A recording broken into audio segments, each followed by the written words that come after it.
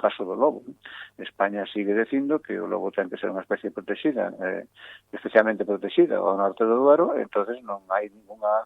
posibilidade de facer ningún tipo de plan de xestión con esta especie. Entonces, mentre eso siga así, pues bueno, seguiremos dando a batalla, evidentemente, pero que ninguén se engañe. A culpa en este momento é da decisión que no seu día tomou a ex-ministra, ex-vicepresidenta do goberno, Teresa Rivera, que sigue aí como unha lousa pesando encima dos sectores. E se alguén é culpable de que os lobos sigan matando ovellas, vacas e cabras, pois non é outra máis que esa ministra, e agora mesmo comisaria ou vicepresidenta europea, non? Por lo tanto, eso é o que hai que decir, xa está ben de paños quentes, a realidad é a que esta xente prefiere que os lobos campen as súas anchas, que se coman vacas incluso dentro dos estados, como pasou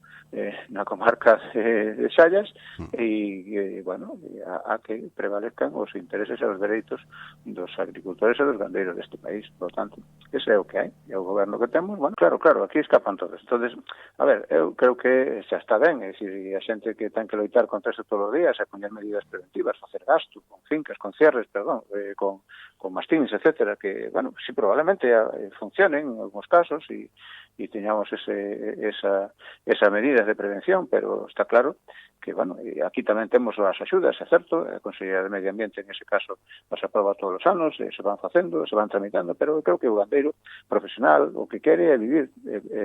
explotar a súa explotación, valga a redundancia, dun xeito profesional, traballando de cara ao que ten que facer o seu que facer diario, non estar pendente de si xa bastante nos chega a estar pendente se chove, se non chove, si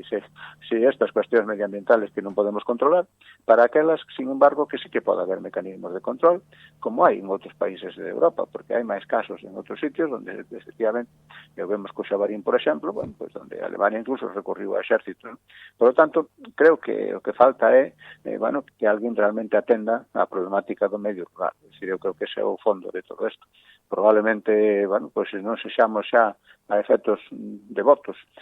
tantos como éramos no pasado, porque cada vez queda menos xente no rural, cada vez queda menos xente que vive da agricultura e da ganadería, e hai outros políticos que, bueno, que a mellor miran hacia outro lado, pues que lles parece que teñen aí unha fonte de votos que aquí no rural non teñen. Entonces, bueno, pues hai que machacar, ¿no? E hai que mirar para outro lado. E iso é o que non nos cansaremos de decir, de denunciar, de tratar de corregir.